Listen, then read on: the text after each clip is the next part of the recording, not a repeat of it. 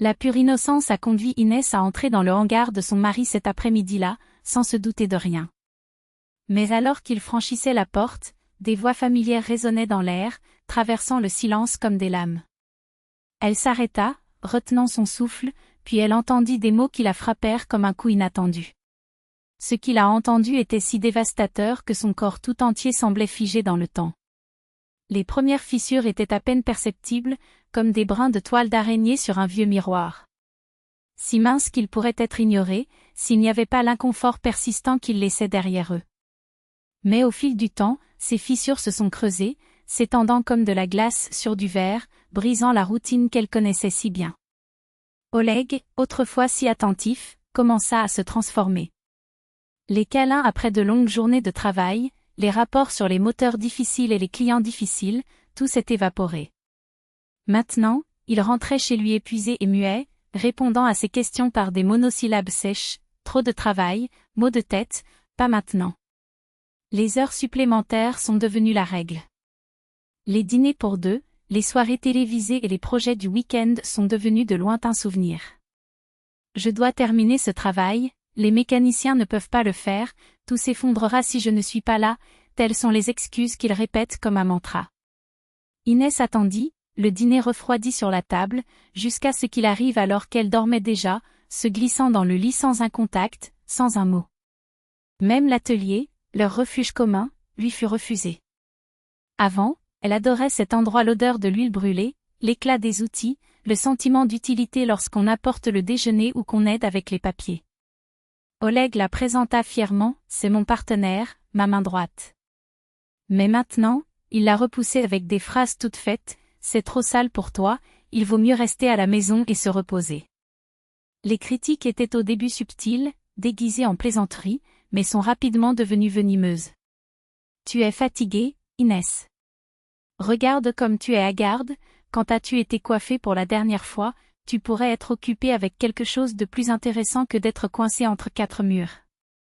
Elle essayait de l'ignorer, attribuant tout à son stress, à la fatigue de sa routine. Mais chaque mot était un couteau qui minait son estime de soi, la faisant se sentir laide, ennuyeuse, inutile. Inès a tenu bon. Après tout, les choses fonctionnaient ainsi, il décidait, elle soutenait.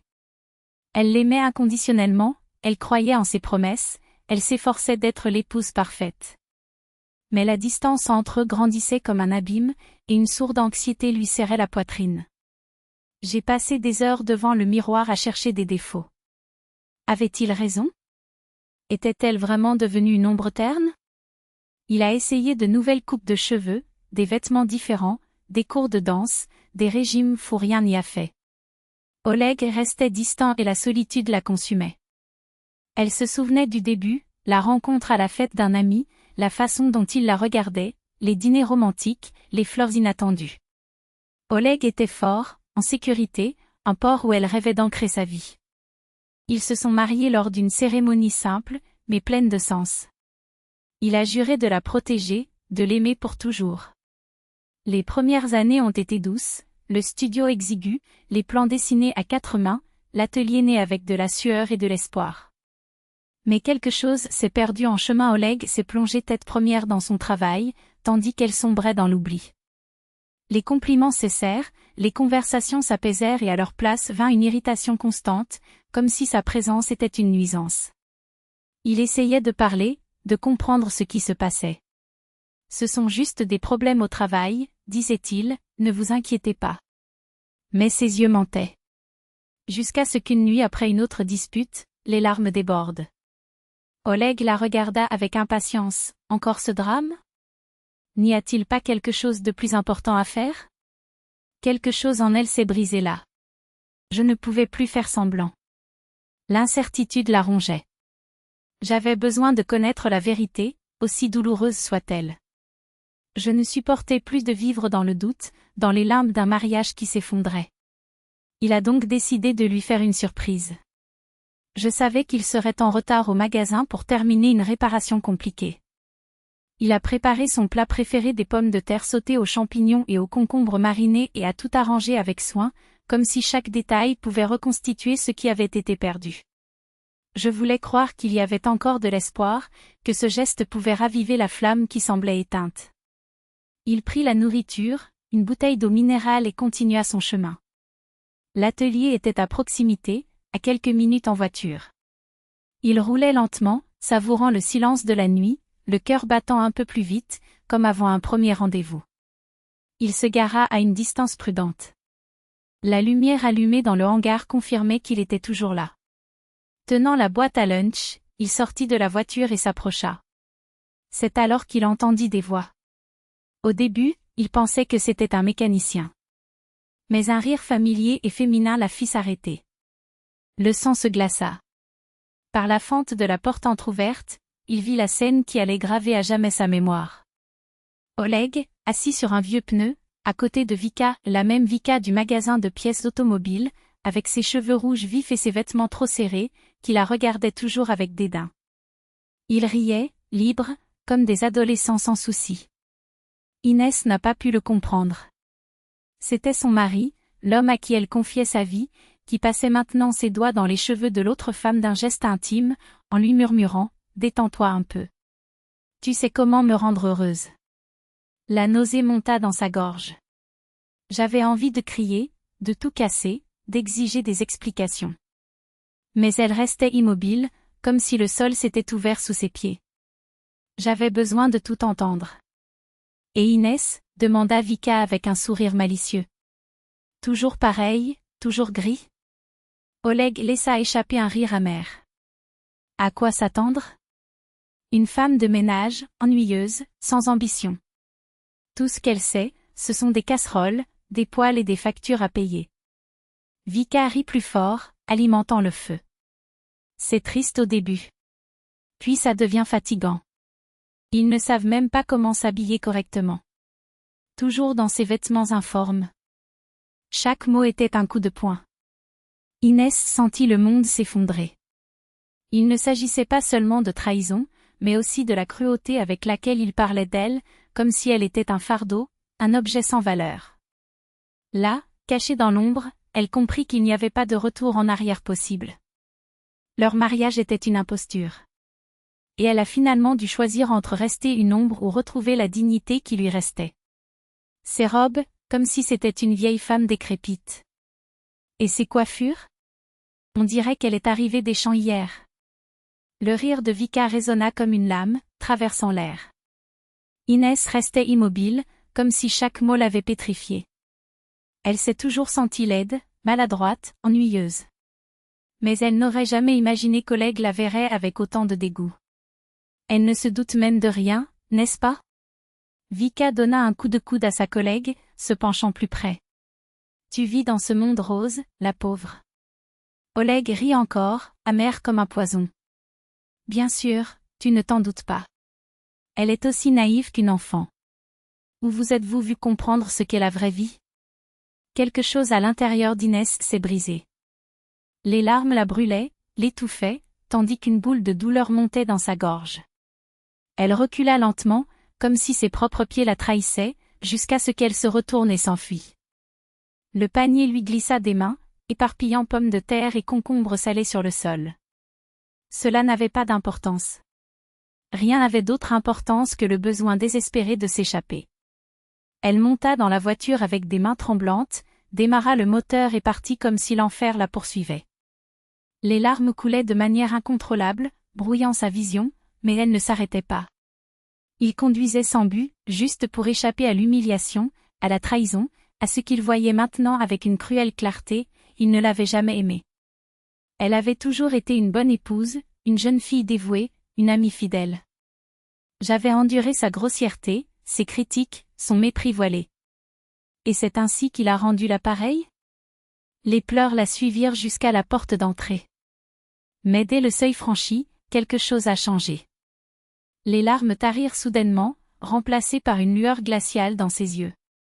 Il arrive. Je ne pleure plus. Assez de vous annuler. Il ne serait plus la plaisanterie, la cible des rires dans son dos. Elle était maîtresse de son propre destin et elle le prouverait, avant tout à elle-même. Il a passé la nuit éveillé, à regarder le plafond, à élaborer un plan. Je savais que je ne pourrais pas rester une minute de plus à côté de cet homme. Mais partir en claquant la porte serait trop facile. Elle le détruirait. Pas avec des cris, pas avec des larmes ou des supplications. Avec intelligence. Je lui prendrais tout. Parce qu'Oleg l'a sous-estimée, il la pensait stupide, dépendante, incapable de comprendre les finances de la famille. Mais il avait tort. Pendant des années, Inès a travaillé comme comptable. Il connaissait chaque centime entrant et sortant de son entreprise, chaque document de garage, chaque investissement.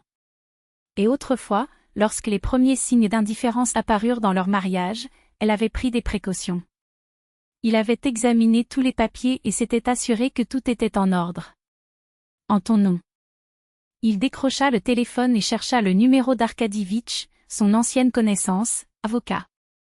Il l'avait aidé avec la documentation de l'atelier avant même le mariage. Il était tard, mais elle a composé.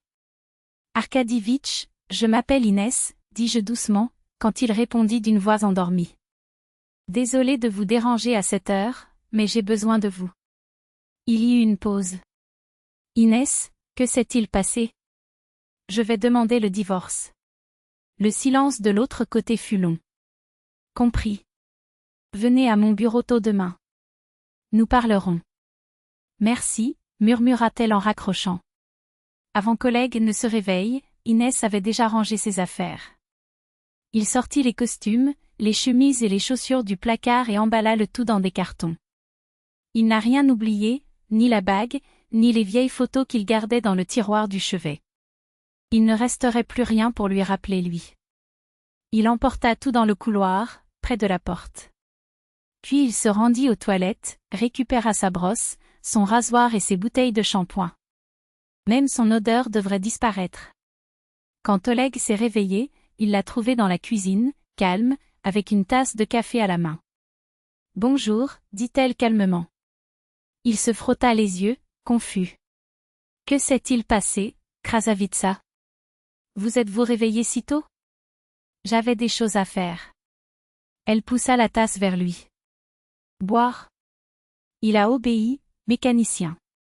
Écoute, Inès, je voulais te parler, pas besoin, l'interrompit-elle. C'est déjà décidé. Elle sortit une enveloppe de son sac et la glissa sur la table. C'est la demande de divorce. Tout est déjà arrangé.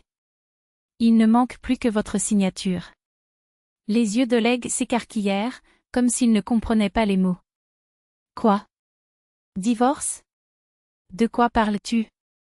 Le fait que notre mariage est terminé, répondit-elle sans sourciller. Je ne veux plus vivre avec toi. Mais pourquoi? Il avait l'air perdu. Parce que je ne t'aime plus, mentit-elle. Et tu ne m'aimes pas non plus. Oleg essaya de protester, de balbutier des excuses, mais Inès l'interrompit d'un geste. Ne perdez pas de temps.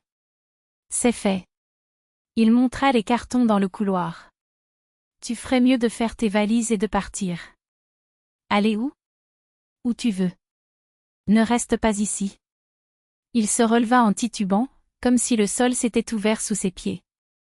Il regarda par la fenêtre, comme s'il cherchait une issue. Êtes-vous sérieux? Complètement. Lorsque leurs regards se croisèrent, Oleg vit quelque chose qu'il n'avait jamais remarqué auparavant, une détermination inébranlable. Et le garage? Sa voix trembla. Et tout ce qu'on a construit ensemble? Ça restera avec moi, dit-elle simplement. Tout comme la maison. Et tout le reste. Son visage est devenu pâle. Comme ça? Parce que tout est à mon nom, expliqua Inès, presque gentiment. Tu ne te souviens pas? Il restait sans voix, comme si le monde s'était effondré. Est-ce que tu as fait ça exprès? Non, Oleg. J'étais juste prudent.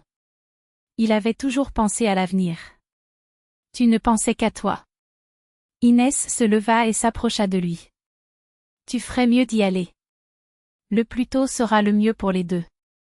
Il quitta la cuisine sans se retourner. Il l'entendit remuer les pieds, ramasser ses affaires. Il ne s'est pas retourné. Je savais que je ne le reverrais plus jamais.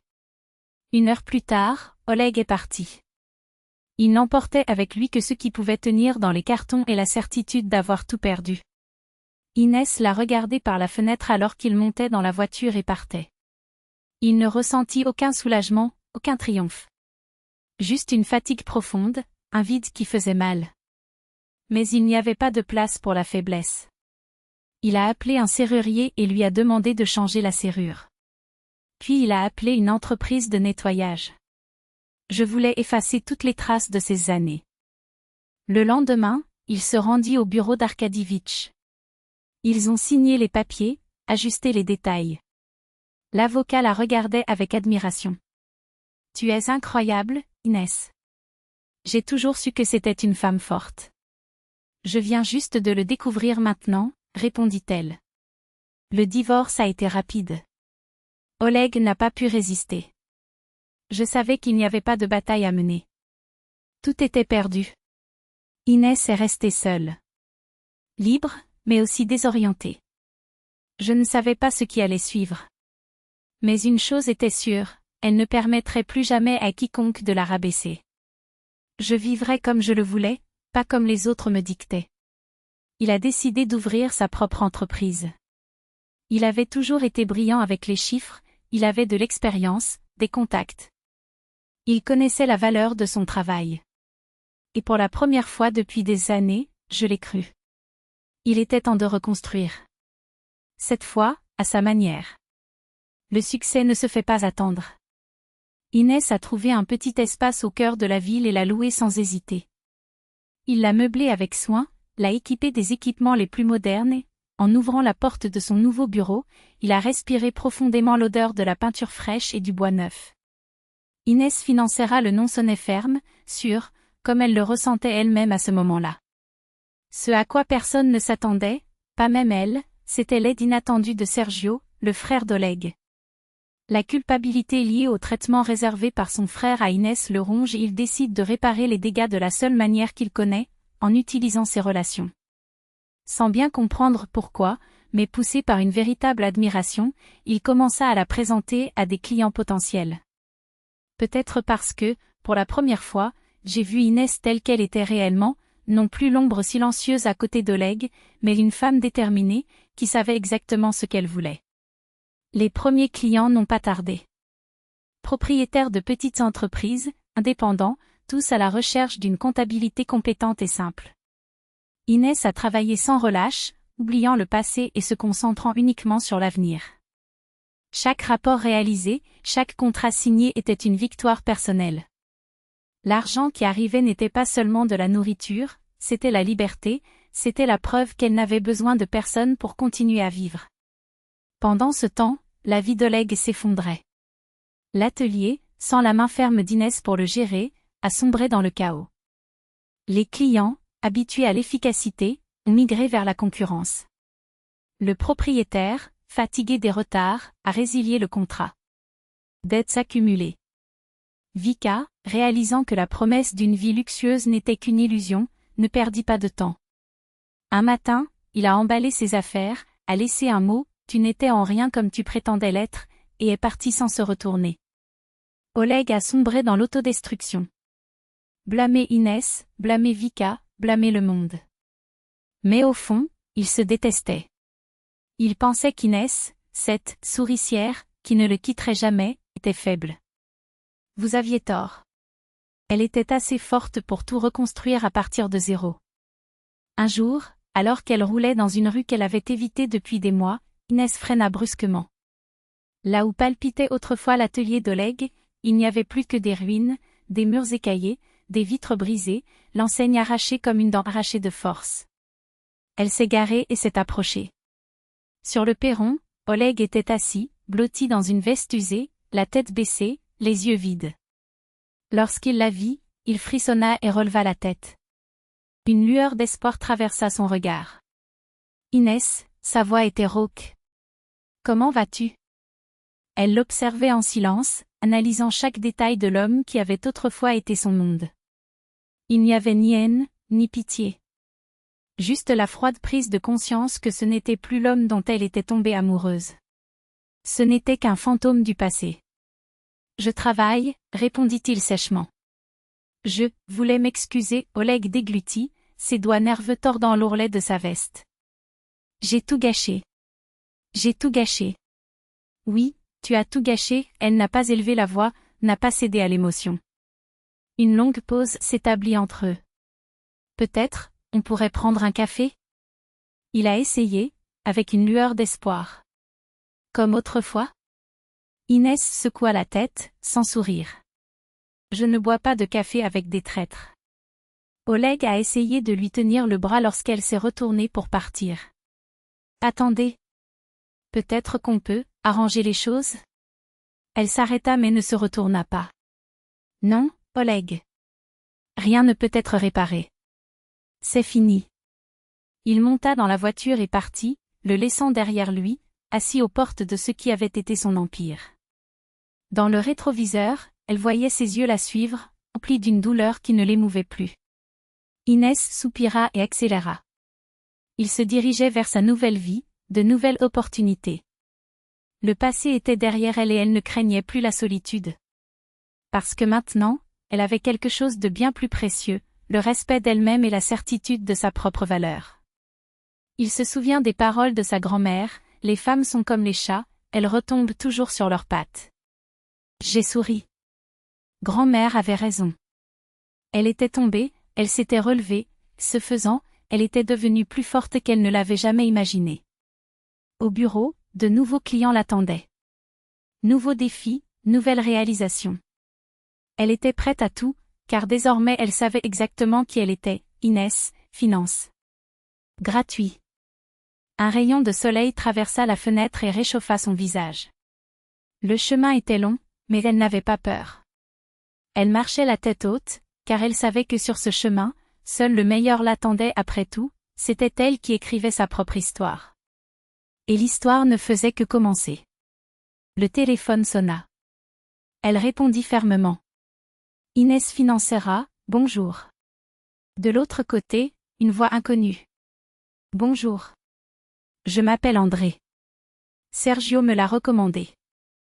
Inès sourit. Sergio ne manquait jamais de la surprendre. Bonjour, André. Comment puis-je t'aider? Il s'est replongé dans le travail, dans l'univers des chiffres et des rapports, dans le monde qui lui apportait non seulement de l'argent, mais aussi de l'épanouissement.